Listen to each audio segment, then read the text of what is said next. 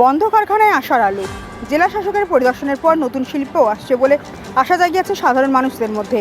হিন্দুস্তান কেবলসের জমি পরিদর্শনে আসেন পশ্চিম বর্ধমান জেলার জেলাশাসক এস পন্নাম্বলম। তার সঙ্গে উপস্থিত ছিলেন ভূমি দপ্তরের অতিরিক্ত জেলাশাসক সালানপুর ব্লক সমষ্টি উন্নয়ন আধিকারিক ও সালানপুর ব্লক ভূমি ও ভূমি রাজস্ব আধিকারিক। তারা এদিন প্রথমে হিন্দুস্তান কেবলসের প্রশাসনিক ভবনে আসেন, তারপর সেখান থেকে লোয়ার কেশিয়া ছাতিনতলার দিকটি পরিদর্শন করেন। হিন্দুস্তান কেবলসের প্রায় 900 একর জমির মধ্যে কিছু দখল হলেও প্রচুর জমি পড়ে রয়েছে। জেলা শাসকের পরিদর্শনের পর এলাকার মানুষরা মনে করছেন তবে কি নতুন কোনো শিল্প এই এলাকায় আসছে। তবে বারবার পরিদর্শনের পর মনে হচ্ছে রাজ্য সরকার হিন্দুস্তান কেবলসের পড়ে থাকা জমিতে দ্রুত কোনো পদক্ষেপ নিতে চলেছে। হিন্দুস্তান কেবলস ফ্যাক্টরি, আপনি প্রাক্তন কর্মী, এখানে দেখা যাচ্ছে শিল্প মন্ত্রক এবং ডিএম এর প্রশাসনের আধিকারিকরা ঘুরে গেছেন, এই ব্যাপারে কি বলবেন আপনি?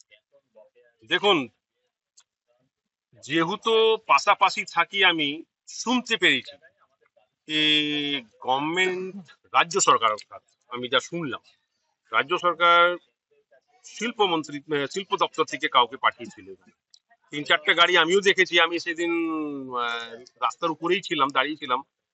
3-4টে গাড়ি বেরোলো, তারপরে আমি জানতে পারলাম কি হ্যাঁ, এখানে আমাদের যে জায়গাটা আছে হিন্দুস্তান কেবলসের, সেটাকে দেখতে এসেছিল। পরে শুনলাম কি না একটা ইন্ডাস্ট্রি করতে গভর্নমেন্ট চাইছে।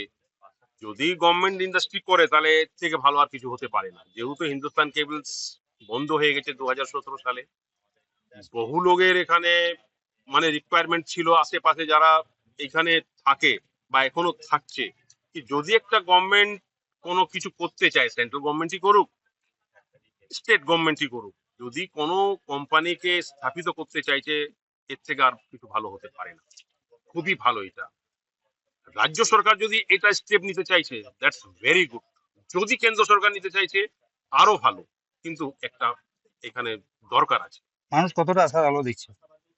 দেখুন, এই আশার ব্যাপারটা আমি কিভাবে বলবো আপনাদেরকে, কেন কি আমরা তো প্রায় দেখে আসছি এটা। 2017 সাল থেকে 3 মাস পর, 4 মাস পর দেখি একটা দল আসে, ঘুরে চলে যায়। আবার শুনতে পারি আমরা যে হ্যাঁ, জায়গাটা দেখতে এসেছিল, আবার চলে গেছে। তারপরে কোনো রিপোর্টিং আমরা পাই না। কিন্তু আমাদেরকে আর, আমরা রিটায়ার্ড করে গেছি এখান থেকে, কেউ বলেও না, কিছু জানতেও পারি না আমরা। কিন্তু হ্যাঁ, শুনতে পারি আমরা। অনেক রিলায়েবল সোর্স রয়েছে, আশেপাশে যারা থাকে তাদের মুখ থেকে শুনতে পারি যে হ্যাঁ, তারা এসেছিল একটা ফ্যাক্টরি করবে।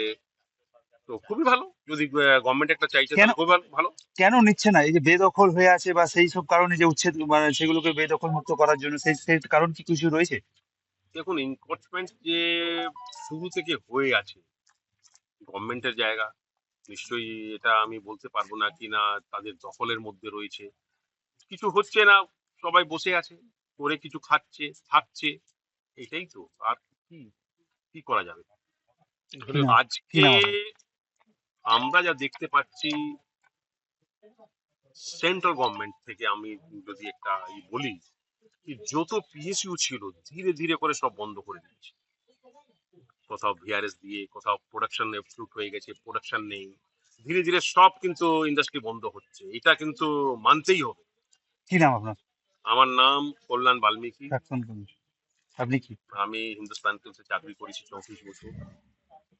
এখন লাস্টে ভিআরএস আমাদেরকে দেওয়া হলো। এখন চাকরি ছিল আমাদের, আমারও চাকরি ছিল। তো ঠিক। সেইটাই বলি যে যদি গভর্নমেন্ট কিছু করতে চাইছে তাহলে খুবই ভালো।